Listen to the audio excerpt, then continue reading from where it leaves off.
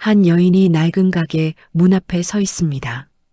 손에는 40년 된 제당 가위가 들려 있습니다. 가위날에는 세월의 흔적이 깊게 새겨져 있습니다. 그녀의 눈가에 주름이 깊어지며 눈물이 맺힙니다. 이 가위가 다시 빛을 보게 될 줄은 그때는 몰랐습니다. 40년을 함께한 가게를 떠나야 하는 순간 그녀는 무엇을 생각했을까요? 가족에게 버림받은 노인이 마주한 절망의 끝에는 무엇이 있었을까요? 그리고 그 절망이 어떻게 반전되었을까요? 지금부터 여러분께 들려드릴 이야기는 한 여인이 겪은 배신과 반전, 그리고 진실에 관한 이야기입니다. 끝까지 함께 해주시기 바랍니다. 구독과 좋아요를 눌러주시면 영상 제작을 함께 하실 수 있습니다. 자, 그럼 오늘의 이야기 시작하겠습니다. 어머니, 요즘 시대에 누가 한복을 맞춰 입어요? 정미선의 목소리에는 비웃음이 섞여 있었습니다. 서울 강남의 고급 레스토랑 개인룸입니다. 명절을 앞둔 가족 모임 자리였습니다. 박순덕은 조심스럽게 보자기를 풀었습니다. 그 안에는 손수 지은 연분홍색 한복 저고리가 들어 있었습니다. 미선아, 내가 좋아하는 색으로 지어봤다. 순덕의 목소리는 떨리고 있었습니다. 한 땀 한 땀 정성을 들여 2달 동안 만든 선물이었습니다. 며느리가 좋아할까 싶어 밤마다 바느질을 했습니다. 하지만 미선은 보자기를 쳐다보지도 않았습니다. 어머니는 진짜 답답하세요. 제가 언제 한복 입는다고 했어요? 미선이 포크로 스테이크를 자르며 말했습니다. 요즘은 명절에도 한복 안 입어요. 유행도 모르시면서. 테이블 건너편에 앉은 아들 박재민이 난처한 표정을 지었습니다. 여보, 그래도 어머니가 정성으로 만드신 건데. 재민의 말이 끝나기도 전에 미선이 가로막았습니다. 요즘 누가 손바느질로 옷을 만들어요? 시대착오적이라니까. 순덕은 천천히 보자기를 다시 싸기 시작했습니다. 손끝이 떨렸습니다. 40년 동안 인사동 골목에서 한복집을 운영해 온 그녀였습니다. 수많은 손님들의 특별한 날을 위해 한복을 지어왔습니다. 하지만 며느리에게는 그 모든 것이 낡고 쓸모없는 것이었습니다. 어머니, 식사나 하세요. 음식 다 식겠어요. 미선의 말투에는 배려가 아닌 귀찮음이 묻어났습니다. 순덕은 젓가락을 들었지만 음식이 목으로 넘어가지 않았습니다. 식탁 한쪽에 앉은 손자 박현우가 할머니를 바라보았습니다. 18살 고등학생인 현우는 할머니의 표정을 읽을 수 있었습니다. 엄마, 그렇게 말하면 할머니가 서운하시잖아. 현우가 조심스럽게 말했습니다. 미선이 아들을 쏘아보았습니다. 현우야, 어른들 대화에 끼어들지 마. 내가 뭘 알아? 할머니가 만든 한복은 정말 예쁜데 현우가 중얼거렸지만 미선은 듣지 않았습니다. 어머니, 저희가 오늘 모임을 갖자고 한 건요. 어머니 앞으로의 일 때문이에요. 미선이 냅킨으로 입가를 닦으며 본론을 꺼냈습니다. 어머니 가게 말이에요. 요즘 장사가 안 되시잖아요. 순덕의 눈빛이 흔들렸습니다. 사실이었습니다. 예전에는 손님들이 줄을 섰지만 요즘은 하루에 한두 명도 오지 않았습니다. 젊은 사람들은 한복 대신 양복을 입었고 한복이 필요하면 대여점을 찾았습니다. 무릎도 안 좋으시고 혼자 계시기 힘드시잖아요. 미선의 말에는 걱정보다 불편함이 더 컸습니다. 그래서 말인데요. 가게를 정리하시는 게 어떨까 해서요. 순덕이 젓가락을 내려놓았습니다. 정리라니? 그게 무슨... 요양시설도 요즘은 좋대요. 어머니, 또래분들도 많고요. 미선이 마치 좋은 제안을 하는 것처럼 말했습니다. 하지만 그녀의 눈빛에는 다른 의도가 숨어 있었습니다. 시어머니가 운영하는 낡은 한복집이 부끄러웠습니다. 남편의 승진을 앞두고 있었기에 더욱 그랬습니다. 회사 사람들에게 시댁 이야기를 하면 창피할 것 같았습니다. 엄마는 아직 건강하신데 무슨 소리야? 재민이 어색하게 웃으며 말했습니다. 여보, 현실을 봐요.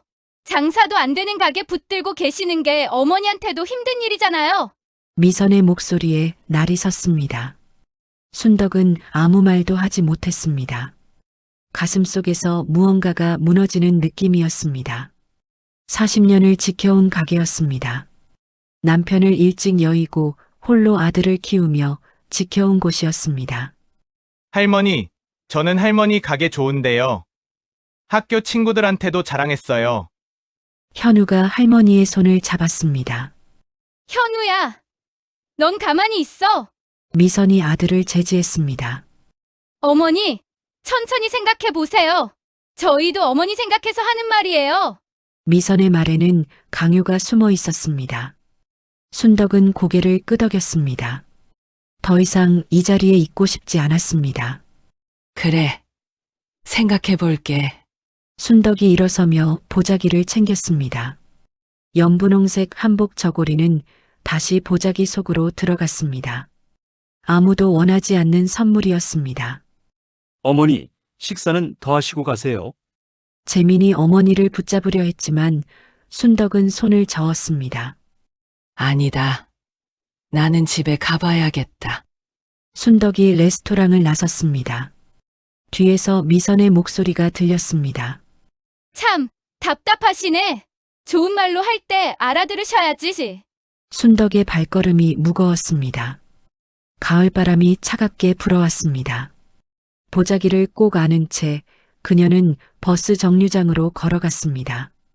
40년 세월이 한순간에 무너지는 느낌이었습니다. 가족에게조차 인정받지 못하는 자신이 초라했습니다. 그녀는 알지 못했습니다. 이것이 시작일 뿐이라는 것을, 그리고 며느리가 감춘 진짜 이유가 따로 있다는 것을. 다음 날 아침 순덕은 가게 문을 열었습니다. 인사동 골목 안쪽 40년 된 한복집 순덕 한복의 간판이 발에 있었습니다.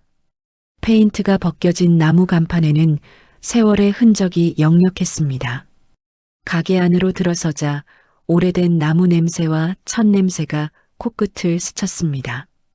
벽면 가득 걸린 형형색색의 한복감들이 아침 햇살에 빛났습니다. 하지만 그 아름다움을 알아보는 사람은 이제 없었습니다. 순덕은 재단대 앞에 앉았습니다. 무릎이 욱신거렸습니다. 관절염이 심해진 지 벌써 몇 년째였습니다. 침을 맞아도 물리치료를 받아도 나아지지 않았습니다. 하루 종일 서서 바느질을 하던 시절의 후유증이었습니다. 아침 10시가 넘었지만 손님은 한 명도 없었습니다.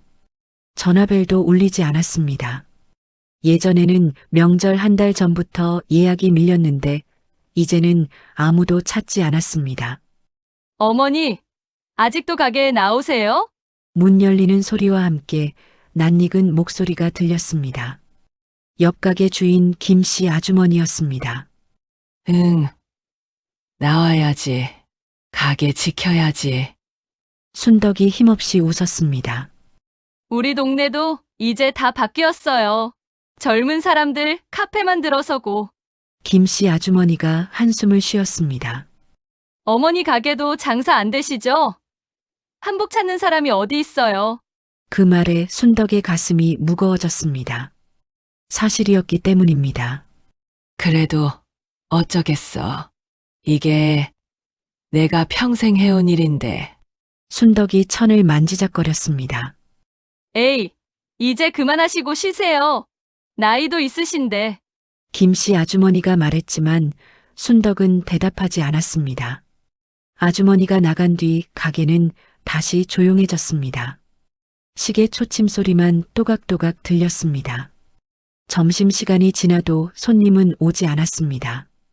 순덕은 재단대에 턱을 괴고 골목길을 바라보았습니다. 관광객들이 지나다니지만 아무도 가게 안을 들여다보지 않았습니다. 휴대전화가 울렸습니다. 아들 재민의 전화였습니다. 엄마, 나야. 응. 무슨 일이니? 순덕의 목소리가 밝아졌습니다. 아들의 전화는 언제나 반가웠습니다. 엄마, 어제 미선이가 한 얘기 말인데. 재민의 목소리가 조심스러웠습니다. 아, 그거. 순덕이 말을 흐렸습니다. 엄마도 이제 좀 쉬시는 게 어때? 무릎도 안 좋으시잖아. 아들마저도 같은 말을 했습니다. 순덕의 가슴이 무너졌습니다. 장사도 안 되는데 억지로 버티실 필요 없잖아요. 집에서 편히 쉬세요. 재민아. 엄마는 순덕이 말을 잇지 못했습니다. 미선이도 걱정해서 그러는 거예요. 엄마 건강 생각해서요. 재민의 말에는 아내의 말을 대신 전하는 듯한 뉘앙스가 있었습니다. 알았다. 생각해 볼게. 순덕이 전화를 끊었습니다. 휴대전화를 내려놓자 손이 떨렸습니다. 아들마저도 자신의 편이 아니었습니다. 며느리의 말에 동조하고 있었습니다. 오후 3시가 넘어서자 더 이상 견딜 수가 없었습니다. 순덕은 일찍 가게 문을 닫았습니다. 걸어서 집으로 돌아가는 길이 멀게만 느껴졌습니다. 무릎이 아파 버스를 탔지만 자리가 없어 서서 갔습니다. 젊은 사람들은 고개를 돌리거나 휴대전화만 들여다보았습니다. 아무도 자리를 양보하지 않았습니다. 집에 도착해 현관문을 열었습니다. 좁은 원룸이었습니다. 남편과 함께 살던 넓은 집은 아들이 결혼할 때 물려주었습니다. 이제 혼자 사는 집은 너무 작고 쓸쓸했습니다. 순덕은 방 한쪽에 놓인 낡은 장롱을 열었습니다. 그 안에는 예전에 만든 한복들이 가지런히 걸려 있었습니다. 돌잔치 한복, 결혼식 한복, 회갑 한복. 하나하나가 누군가의 특별한 날을 위해 만든 것들이었습니다. 손으로 천을 쓰다듬었습니다. 비단의 부드러운 촉감이 전해졌습니다. 내가 평생 이것만 했는데 순덕이 혼잣말을 했습니다. 28배 결혼해서 시작한 한복일이었습니다. 시어머니에게 바느질을 배웠고 남편이 세상을 떠난 뒤 혼자 가게를 꾸려왔습니다. 아들 대학 등록금도 한복 짓는 돈으로 냈습니다.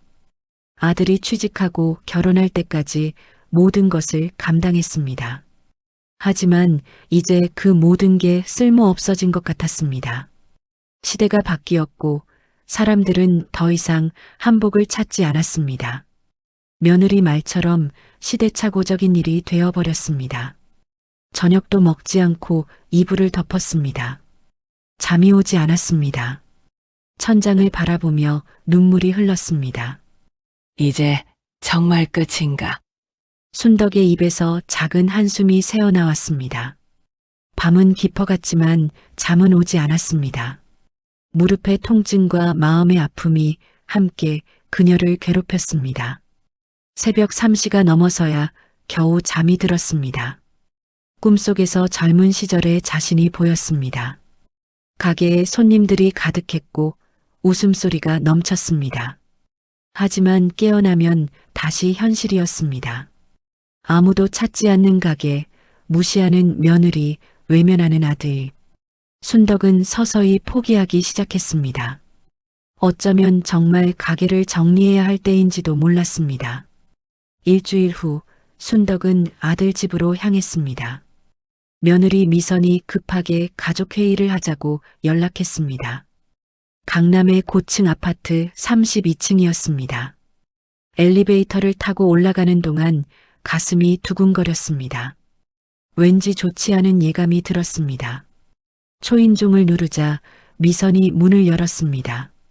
어머니, 오셨어요. 들어오세요. 표정은 웃고 있었지만 눈빛은 차갑했습니다. 거실에는 이미 재민이 앉아 있었습니다. 엄마 앉으세요. 재민이 소파를 가리켰습니다. 순덕은 조심스럽게 자리에 앉았습니다. 미선이 마주보고 앉았습니다. 어머니, 오늘 모신 이유가 있어요. 미선의 목소리는 단호했습니다. 지난번에도 말씀드렸지만 어머니 가게 문제예요. 순덕은 아무 말 없이 며느리를 바라보았습니다. 솔직히 말씀드릴게요. 장사도 안 되는 가게 붙들고 계시는 게 모두에게 힘든 일이에요. 미선이 테이블 위에 서류를 꺼내 놓았습니다. 제가 알아봤는데요. 가게 정리하시고 이 요양시설에 들어가시면 어떨까 해서요. 서류에는 요양원 안내 책자가 있었습니다. 화려한 시설 사진들과 프로그램 안내가 가득했습니다. 순덕의 손이 떨렸습니다. 미선아, 나는 아직 어머니, 무릎도 안 좋으시잖아요. 혼자 계시기 힘드실 거예요. 미선이 말을 끊었습니다. 여기는 의료진도 상주하고 또래 분들도 많으시대요. 순덕은 아들을 바라보았습니다. 재미는 고개를 숙이고 있었습니다. 재민아, 너도 이렇게 생각하니? 순덕의 목소리가 떨렸습니다. 엄마, 미선이 말도 일리가 있어요. 재민이 고개를 들지 못한 채 말했습니다. 엄마 혼자 계시면 저희도 걱정되고요. 순덕의 가슴이 무너졌습니다. 아들마저도 며느리 편이었습니다. 그리고 솔직히 말씀드리면요. 미선이 팔짱을 끼며 본심을 드러냈습니다. 여보, 회사에서 승진 심사가 있어요. 임원 승진이요. 그게 나랑 무슨 상관이? 순덕이 말을 잇지 못했습니다. 회사 사람들이 가족 배경도 다 조사해요. 시댁이 인사동 골목에서 낡은 한복집 한다는 게 좋게 보이겠어요? 미선의 말에는 거침이 없었습니다. 요즘 시대의 한복집이요? 사람들이 뭐라고 생각하겠어요? 순덕은 말문이 막혔습니다. 자신이 평생 해온 일이 아들의 승진에 방해가 된다는 말이었습니다. 미선아, 그렇게까지 말하지 마. 재민이 아내를 말렸지만 힘이 없었습니다. 여보, 현실을 봐요. 어머니도 힘드시고 우리도 힘들어요. 미선이 순덕을 똑바로 쳐다보았습니다. 어머니, 이해해 주세요. 저희 미래를 위해서예요. 순덕은 아무 말도 할 수 없었습니다. 목구멍까지 올라온 말들이 삼켜졌습니다. 40년을 지켜온 가게가 며느리에게는 부끄러운 것이었습니다. 아들의 앞길에 걸림돌이었습니다. 알았다. 순덕이 천천히 일어섰습니다. 생각해 볼게. 어머니, 빨리 결정해 주세요. 승진 심사가 다음 달이에요. 미선의 재촉에 순덕은 대답하지 않았습니다. 현관문을 나서는 순간 뒤에서 재민의 목소리가 들렸습니다. 엄마, 죄송해요. 순덕은 돌아보지 않았습니다. 엘리베이터를 타고 내려오는 동안 눈물이 흘렀습니다. 아파트를 나와 버스 정류장까지 걸었습니다. 다리에 힘이 풀려 벤치에 주저앉았습니다. 이제 정말 끝이구나. 순덕이 혼잣말을 했습니다. 해가 지고 있었습니다. 노을이 아름다웠지만 순덕의 눈에는 아무것도 들어오지 않았습니다. 밤 9시가 넘어서야 가게로 향했습니다. 집이 아닌 가게였습니다. 마지막으로 가게를 둘러보고 싶었습니다. 가게 문을 열고 불을 켰습니다. 형형색색의 한복감들이 어둠 속에서 빛났습니다. 순덕은 천천히 가게 안을 걸었습니다. 재단대를 손으로 쓰다듬었습니다. 나무의 매끄러운 질감이 손끝에 전해졌습니다. 벽에 걸린 낡은 재단 가위를 내려다보았습니다. 40년을 함께한 가위였습니다. 서랍을 열었습니다. 그 안에는 오래된 주문서들이 가득했습니다. 누군가의 결혼식, 누군가의 회갑잔치, 누군가의 돌잔치, 모두 소중한 날들을 위해 만든 한복들이었습니다. 순덕은 주문서를 한 장씩 넘겼습니다. 손님들의 이름과 날짜가 적혀 있었습니다. 김영희님 결혼식 한복 1985년 3월, 박철수님 회갑 한복 1992년 5월, 이미진님 돌잔치 한복 2003년 11월. 하나하나가 추억이었습니다. 순덕은 천천히 상자를 꺼냈습니다. 가게를 정리하기 시작했습니다. 한복감들을 하나씩 내려 상자에 담았습니다. 비단, 명주, 삼배, 각기 다른 촉감의 천들이었습니다. 40년이 이렇게 끝나는구나. 순덕의 눈에서 눈물이 떨어졌습니다. 천이의 눈물이 떨어져 얼룩을 만들었습니다. 시계가 자정을 넘겼습니다. 하지만 순덕은 멈추지 않았습니다. 하나씩 정리하며 작별 인사를 하는 것 같았습니다. 고마웠어. 그동안 순덕이 제단대에 손을 얹고 중얼거렸습니다. 새벽 2시가 되어서야 가게 문을 닫았습니다. 뒤돌아보니 가게가 텅 비어 있었습니다. 벽에는 한복감을 걸었던 자리만 남아 있었습니다. 순덕은 마지막으로 가게를 둘러보았습니다. 이제 정말 안녕이구나. 그렇게 40년의 세월이 끝나는 줄 알았습니다. 하지만 순덕은 몰랐습니다. 이것이 끝이 아니라 새로운 시작의 전야라는 것을, 그리고 며칠 후 누군가 이 문을 두드릴 것이라는 것을. 사흘 후 순덕은 다시 가게 문을 열었습니다. 정리를 시작했지만 완전히 끝내지는 못했습니다. 마음 한구석에서 무언가가 붙잡고 있었습니다. 오전 10시가 조금 넘은 시각이었습니다. 가게 문이 열리는 소리가 들렸습니다. 실례합니다. 낮고 차분한 남자 목소리였습니다. 순덕이 고개를 들었습니다. 60대 초반으로 보이는 남자가 서 있었습니다. 단정한 회색 정장에 안경을 쓴 모습이었습니다. 어서 오세요. 순덕이 자리에서 일어났습니다. 혹시 사장님이신가요? 박순덕 사장님. 남자가 조심스럽게 물었습니다. 네, 제가 박순덕입니다만. 순덕이 고개를 끄덕였습니다. 아, 찾았습니다. 제 이름은 성민준입니다. 남자가 명함을 꺼내 건넸습니다. 명함에는 한국전통문화대학교 교수라고 적혀 있었습니다. 교수님이시라니 무슨 일로 오셨는지요? 순덕이 명함을 받으며 물었습니다. 사실 저는 20년 전에 여기서 한복을 맞춰 입었습니다. 성 교수의 얼굴에 미소가 번졌습니다. 20년 전이요? 순덕이 성 교수를 자세히 바라보았습니다. 네, 제 결혼식 때였습니다. 당시 대학원생이었죠. 성 교수가 가게 안을 둘러보았습니다. 그때 사장님께서 만들어주신 한복이 정말 훌륭했습니다. 순덕의 표정이 조금 밝아졌습니다. 그러셨군요. 기억은 잘 안 나지만 감사합니다. 그 한복을 지금도 보관하고 있습니다. 성 교수가 말을 이었습니다. 사실 제가 한복과 전통 의상을 연구하는 학자입니다. 순덕이 의아한 표호로 성 교수를 바라보았습니다. 그래서 오늘 특별히 찾아뵙게 된 겁니다. 성 교수가 가방에서 두꺼운 파일을 꺼냈습니다. 사장님께서 만드신 한복들을 수년간 연구해 왔습니다. 파일에는 한복 사진들과 각종 자료가 가득했습니다. 저를 연구하셨다고요? 순덕이 놀란 표정을 지었습니다. 정확히는 사장님의 한복 제작 기법을 연구했습니다. 성 교수가 사진들을 하나씩 보여주었습니다. 사장님의 바느질 방식은 매우 독특합니다. 독특하다니요? 그냥 옛날 방식대로 한 것뿐인데. 순덕이 고개를 저었습니다. 그게 바로 중요한 겁니다. 성 교수의 목소리에 힘이 들어갔습니다. 요즘 한복들은 대부분 기계로 만들어집니다. 하지만 사장님은 여전히 손바느질로 하시죠. 순덕이 천천히 고개를 끄덕였습니다. 그리고 전통 재단법을 그대로 사용하십니다. 이건 점점 사라지는 기술입니다. 성 교수가 파일 속 자료를 펼쳤습니다.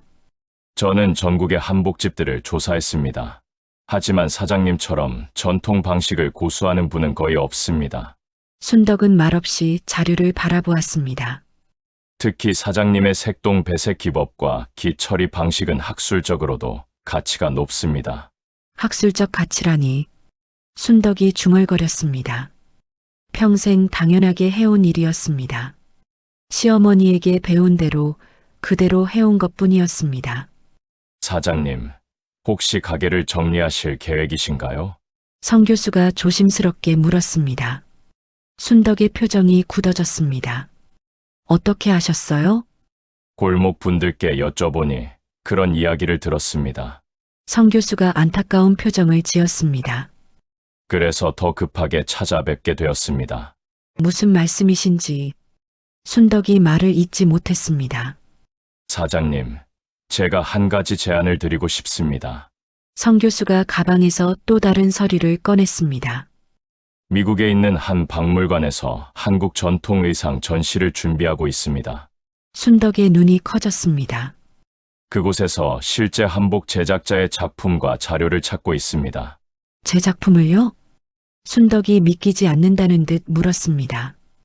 네, 사장님께서 40년간 만드신 한복들, 그리고 제작 도구들까지요. 성 교수의 목소리가 진지했습니다. 사장님의 한복들은 단순한 옷이 아닙니다. 한국의 전통 기술이 살아있는 문화재입니다. 순덕은 아무 말도 할 수 없었습니다.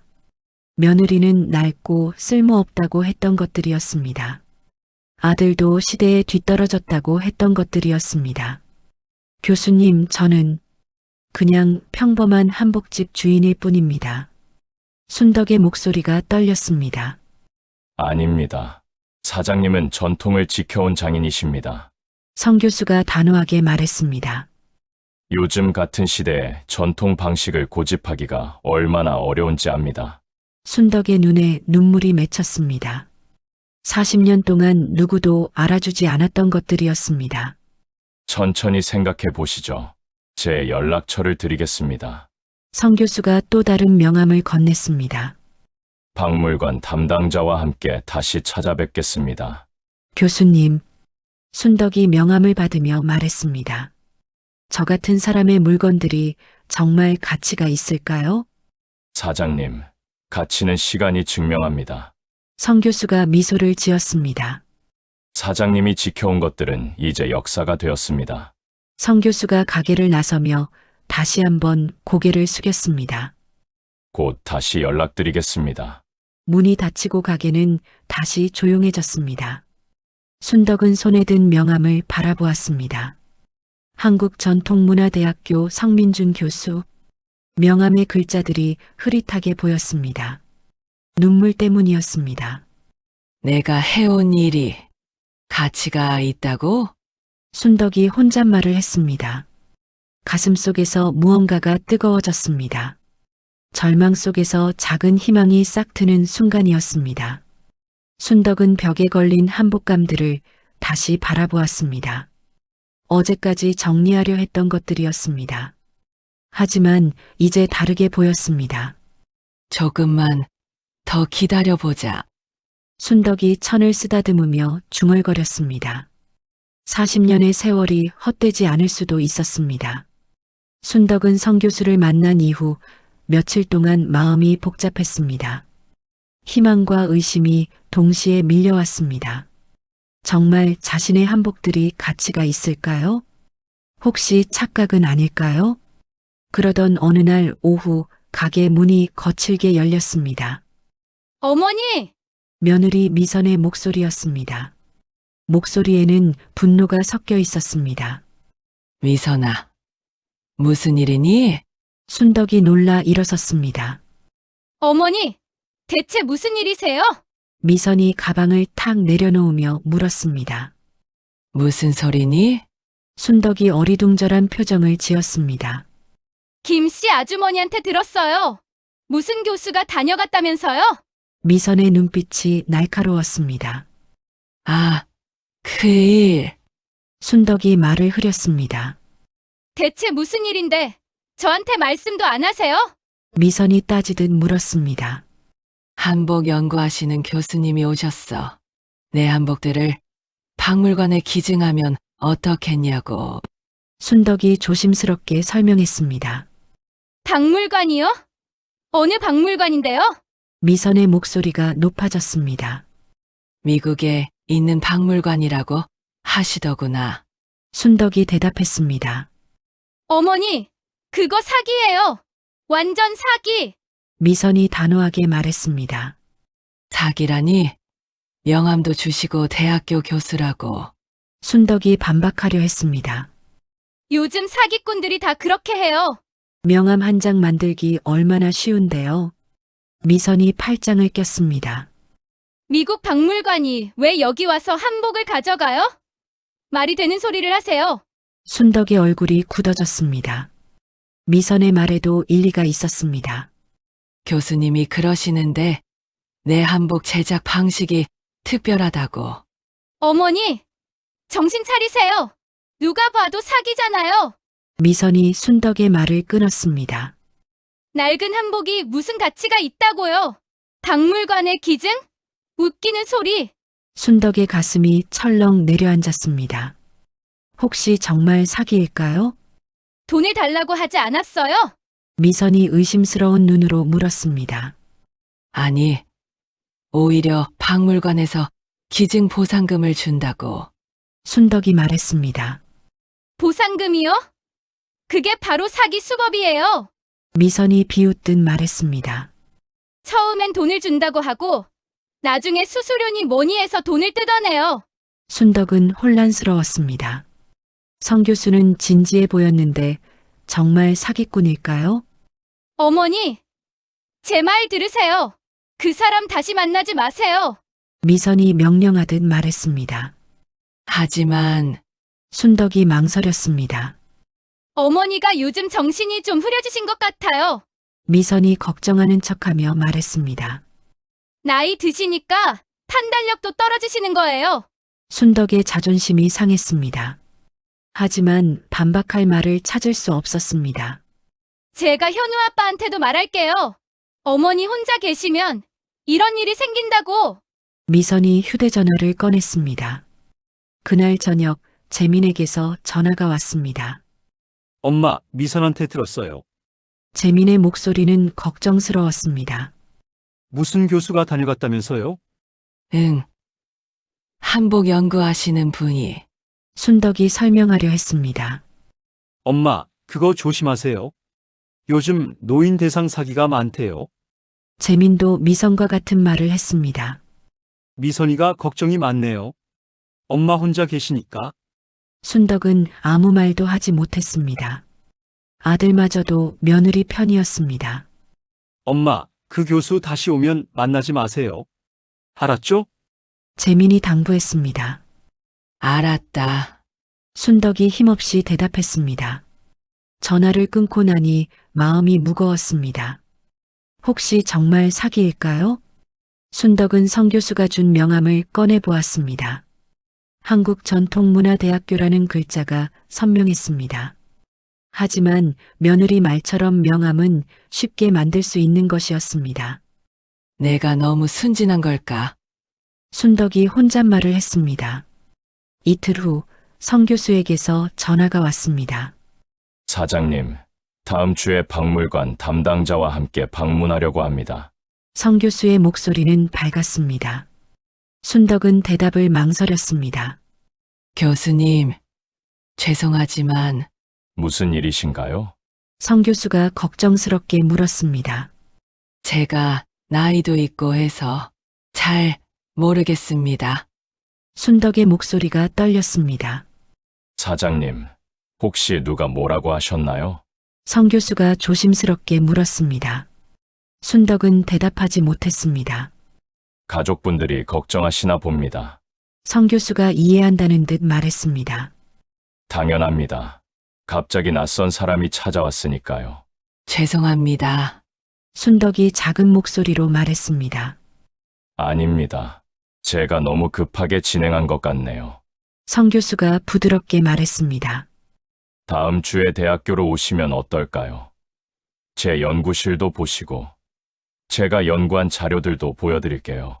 순덕은 망설였습니다. 가족분들과 함께 오셔도 좋습니다. 성 교수가 제안했습니다. 생각해 보겠습니다. 순덕이 전화를 끊었습니다. 그날 밤 손자 현우가 가게로 찾아왔습니다. 할머니, 현우의 목소리가 밝았습니다. 현우야, 어쩐 일이니? 순덕이 반갑게 맞았습니다. 엄마한테 들었어요. 무슨 교수님이 다녀가셨다면서요? 현우가 호기심 어린 눈으로 물었습니다. 응. 그런데 내 엄마가 사기라고 하시더구나. 순덕이 한숨을 쉬었습니다. 할머니, 제가 한번 알아볼게요. 현우가 휴대전화를 꺼냈습니다. 뭘 알아본다는 거니? 순덕이 물었습니다. 한국전통문화대학교요. 진짜 있는 학교인지 확인해 볼게요. 현우가 인터넷을 검색하기 시작했습니다. 있어요. 진짜 대학교예요. 현우가 화면을 보여주었습니다. 성민준 교수님도 여기 계세요. 한복 전공 교수님이에요. 순덕의 눈이 커졌습니다. 정말 네, 여기 논문도 많이 쓰셨네요. 전통 한복 연구의 권위자래요. 현우가 설명했습니다. 순덕의 가슴이 뛰기 시작했습니다. 사기가 아니었습니다. 할머니, 이거 대박인데요. 박물관에 기증하면 얼마 받으실 수 있어요? 현우가 신나서 물었습니다. 그건 아직 모르겠구나. 순덕이 웃었습니다. 할머니, 꼭 하세요. 할머니가 만든 한복은 정말 멋있어요. 현우가 할머니의 손을 잡았습니다. 엄마는 몰라요. 할머니가 얼마나 대단한 분인지. 순덕의 눈에 눈물이 맺혔습니다. 손자만이 자신을 믿어주었습니다. 고맙다. 현우야. 순덕이 손자의 머리를 쓰다듬었습니다. 할머니 교수님 만나세요. 제가 같이 갈게요. 현우가 환하게 웃었습니다. 순덕은 고개를 끄덕였습니다. 마음이 조금씩 정해지고 있었습니다. 며느리의 방해에도 불구하고 한 번 더 기회를 잡아보기로 했습니다.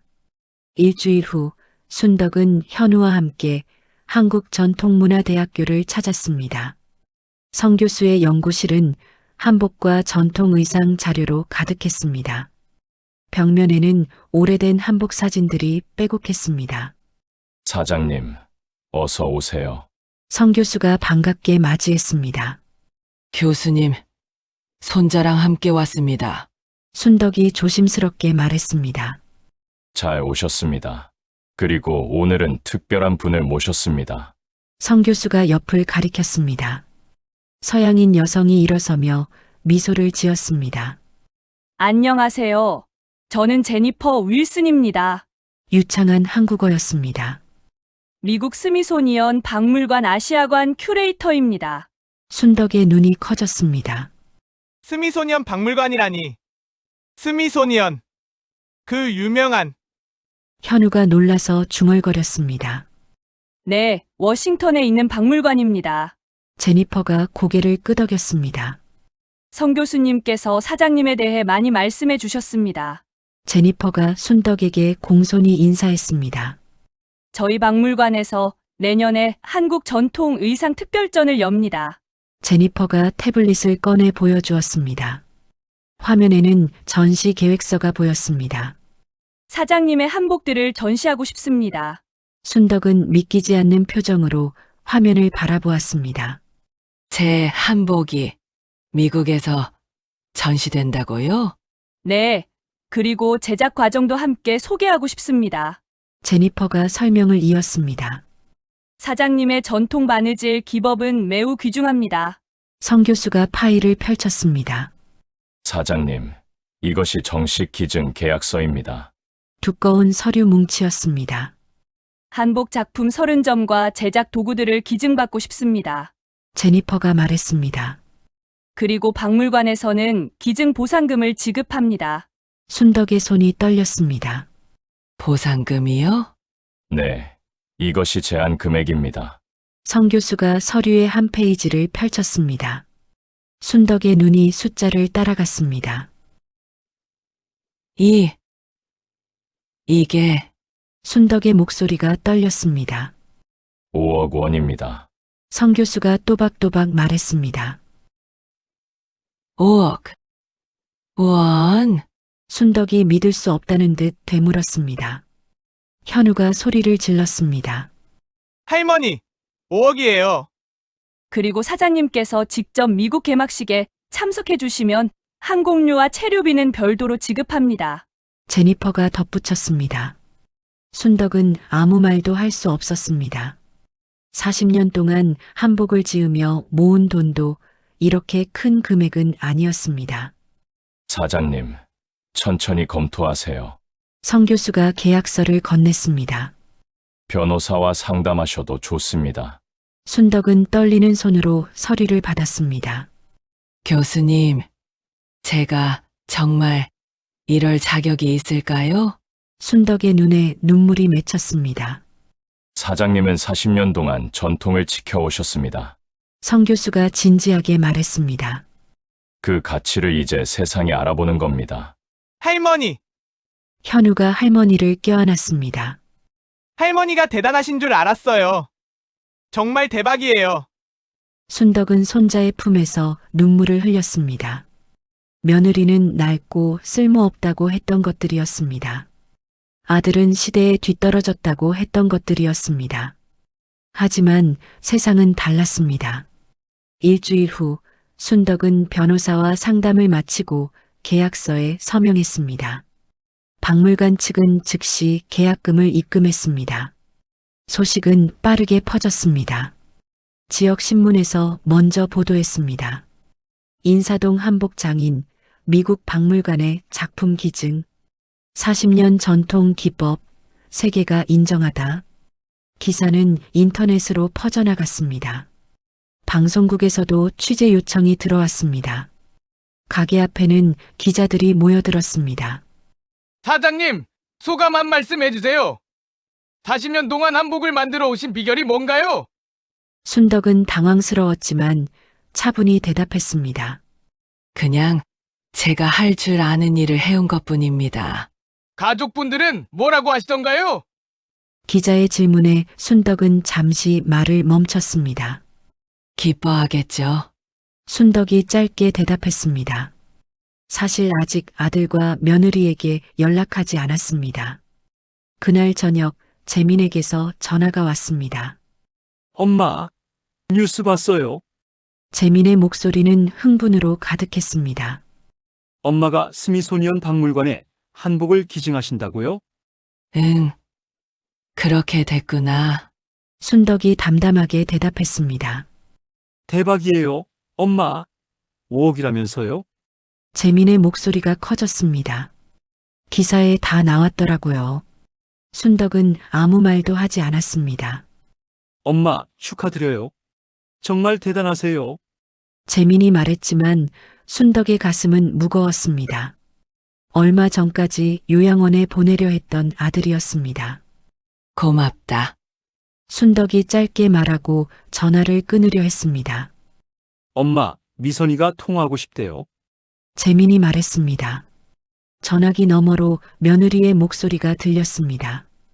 어머니, 정말 축하드려요. 미선의 목소리는 완전히 달라져 있었습니다.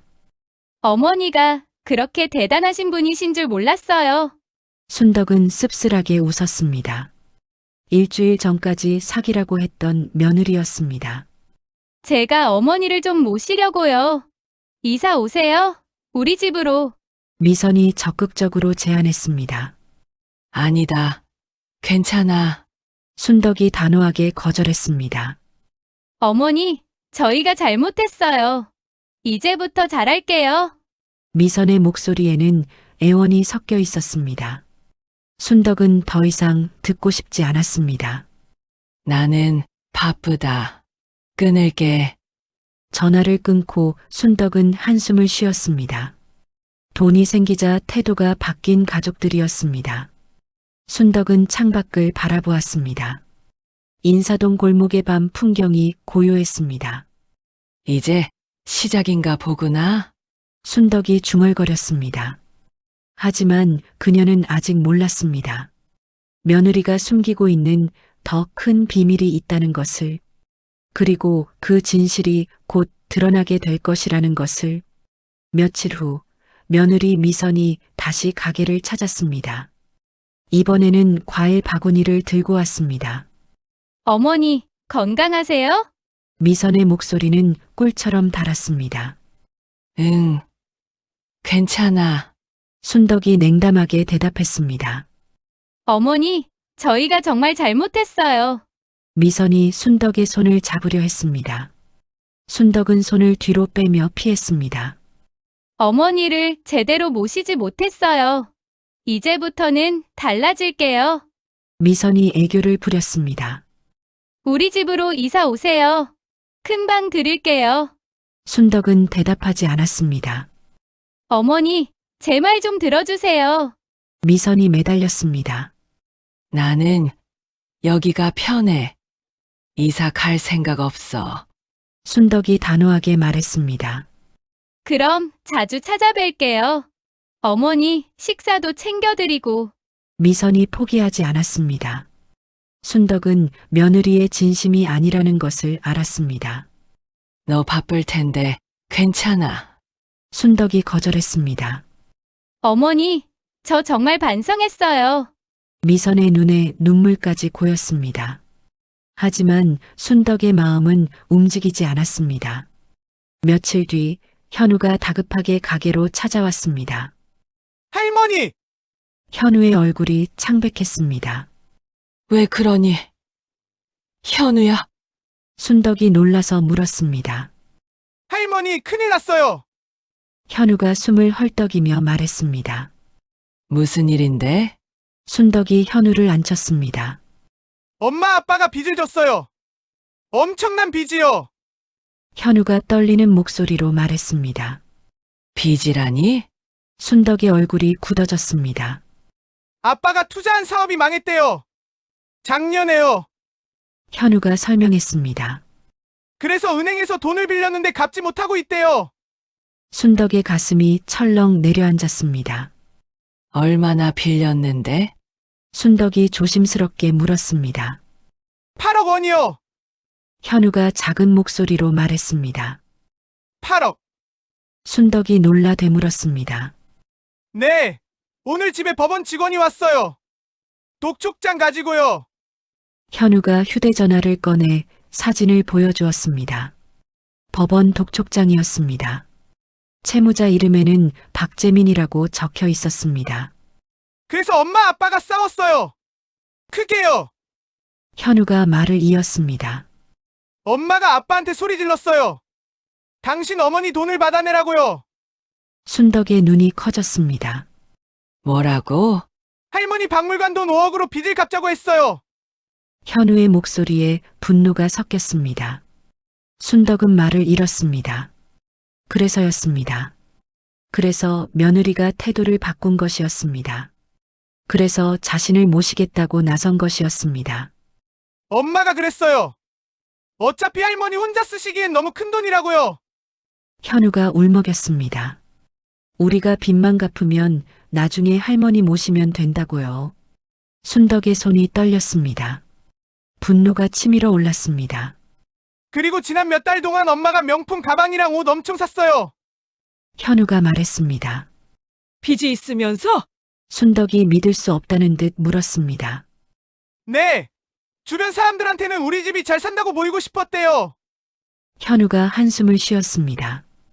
회사 사람들 모임에 갈 때도 비싼 옷 입고 가요!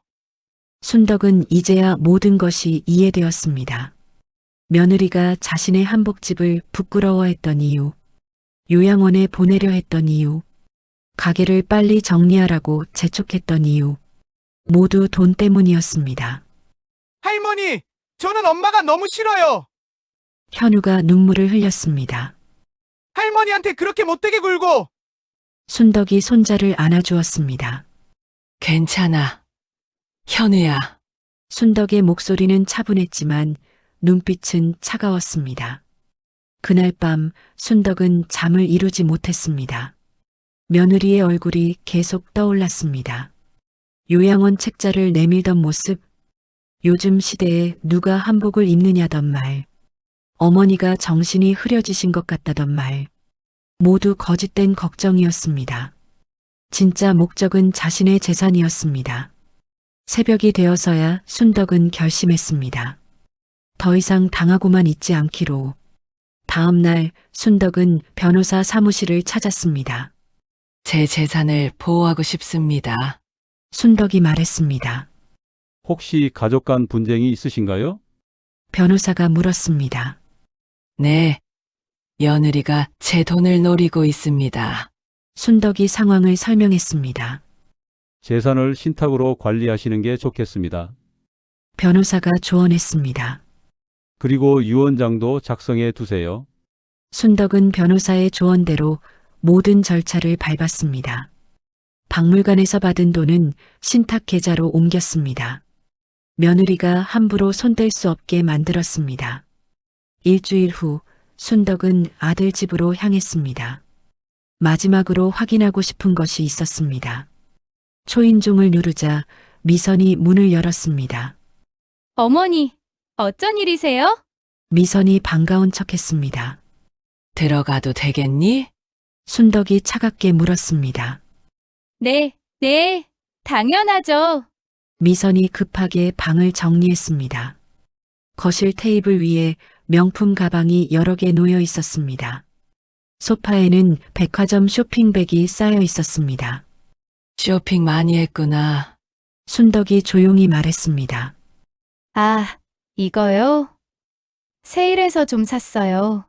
미선이 어색하게 웃었습니다. 순덕은 아무 말 없이 며느리를 바라보았습니다. 어머니, 앉으세요. 차 드릴게요. 미선이 부산스럽게 움직였습니다. 됐다. 나는 할 말만 하고 갈게. 순덕이 서 있는 채로 말했습니다.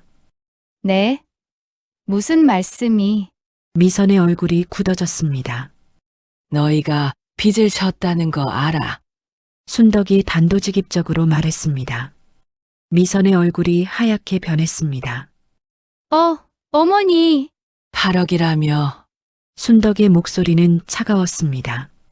미선은 아무 말도 하지 못했습니다. 그래서 나를 요양원에 보내려 했구나. 순덕이 씁쓸하게 웃었습니다. 그래서 내 가게가 부끄러웠던 거고. 어머니. 오해예요. 미선이 변명하려 했습니다. 오해가 아니야. 현우한테 다 들었어. 순덕이 말을 끊었습니다. 내가 내 돈으로 빚을 갚으려 했다는 것도 알아. 미선은 고개를 숙였습니다. 어머니. 죄송해요. 정말. 너는 나를 사람으로 본 적이 없었지. 순덕의 목소리에 분노가 섞였습니다. 그냥 돈줄로만 봤어. 이용할 대상으로만. 미선은 대답하지 못했습니다. 나는 너희를 도와주지 않을 거야. 순덕이 단호하게 말했습니다. 내가 평생 모은 돈이야. 너희 빚을 갚는데 쓸 생각 없어. 어머니. 미선이 울먹였습니다. 그리고 다시는 나한테 손 내밀지 마. 순덕이 돌아서서 현관으로 향했습니다. 어머니. 제발요. 미선이 매달렸습니다. 하지만 순덕은 돌아보지 않았습니다. 문을 열고 나서며 마지막으로 말했습니다. 사람을 돈으로 보면 안 돼. 그건 내가 배워야 할 거야. 순덕이 문을 닫았습니다. 뒤에서 며느리의 울음소리가 들렸습니다. 하지만 순덕의 발걸음은 멈추지 않았습니다. 엘리베이터를 타고 내려오며 순덕은 깊은 한숨을 쉬었습니다. 가슴이 아팠습니다. 하지만 후회는 없었습니다. 이제야 진실을 알게 되어 다행이었습니다. 2달 후 순덕은 인천공항에 서 있었습니다. 손에는 미국행 비행기 표가 들려 있었습니다. 스미소니언 박물관 개막식에 참석하기 위한 여행이었습니다. 할머니, 정말 멋지세요. 현우가 할머니를 껴안았습니다. 사진 많이 찍어 오세요. 성 교수도 함께 나와 배웅했습니다. 사장님, 박물관에서 많은 분들이 기다리고 계십니다. 순덕은 고개를 끄덕였습니다. 교수님, 덕분입니다. 아닙니다. 사장님께서 40년을 지켜오셨기에 가능한 일입니다. 출국장으로 가는 길목에서 순덕은 뒤를 돌아보았습니다. 재민이 멀리서 서 있었습니다. 미선은 보이지 않았습니다. 엄마, 재민이 조심스럽게 다가왔습니다. 잘 다녀오세요. 재민의 목소리는 작았습니다. 응, 순덕이 짧게 대답했습니다. 엄마, 정말 죄송합니다. 재민이 고개를 숙였습니다. 제가 엄마를 제대로 지키지 못했어요. 순덕은 아들의 어깨에 손을 얹었습니다. 재민아, 내 인생은 내가 책임져야 해.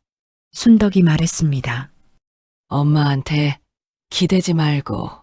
알겠습니다. 재민의 눈에 눈물이 맺혔습니다. 너희 빚은 너희가 갚아.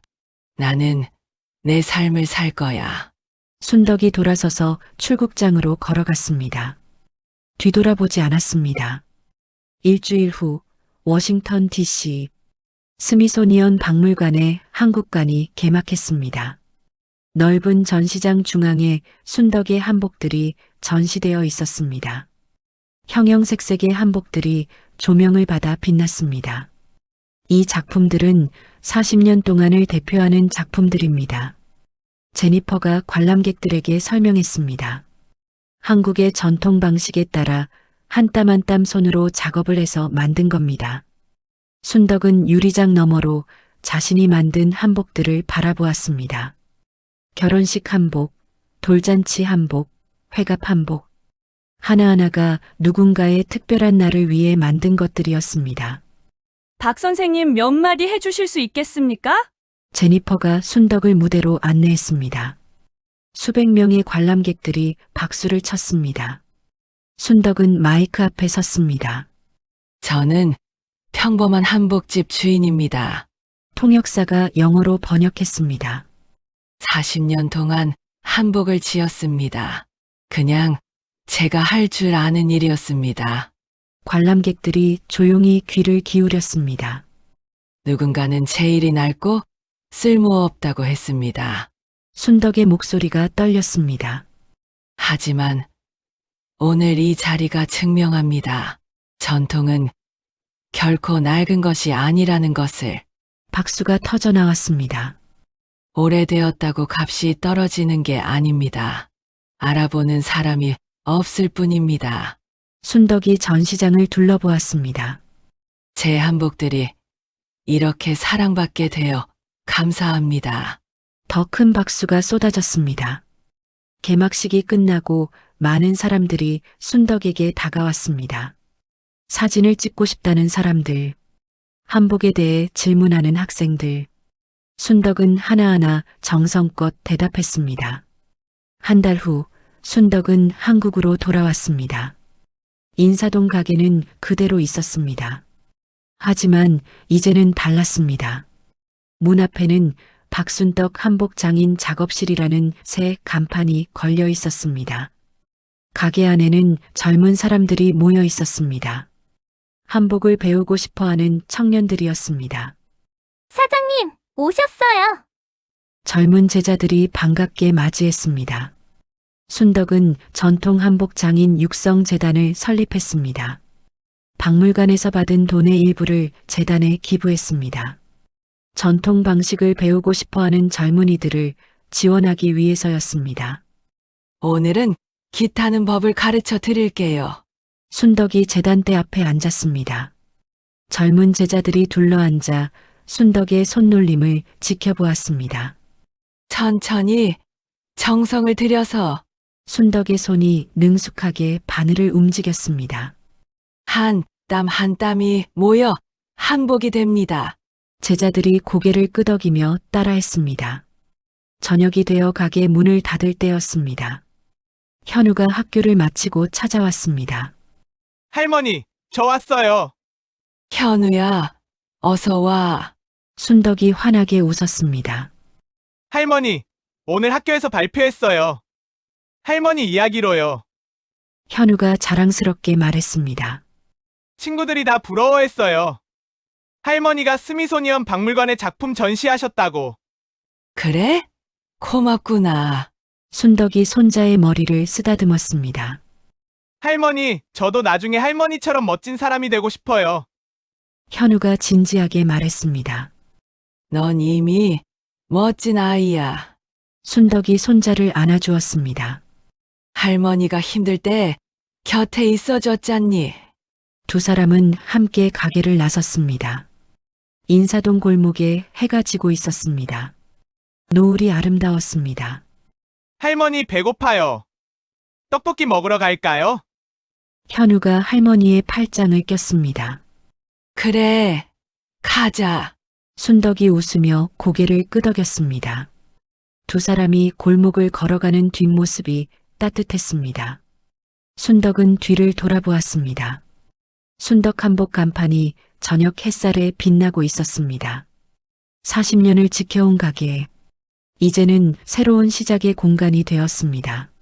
사람이든 한복이든 오래되었다고 값이 떨어지는 게 아니란다. 순덕이 나지막이 중얼거렸습니다. 알아보는 사람이 없을 뿐이지. 그렇게 순덕의 새로운 삶이 시작되었습니다. 오늘 이야기는 여기까지입니다. 오늘 이야기가 마음에 와닿으셨다면 주변 분들이 함께 듣고 보실 수 있도록 공유해 주세요. 채널 구독과 좋아요를 눌러주시면 이야기 만드는데 큰 힘이 됩니다. 듣고 싶은 이야기나 사연 에피소드 주제를 댓글창에 남겨주시면 관련 내용을 각색해서 만들어 드리겠습니다.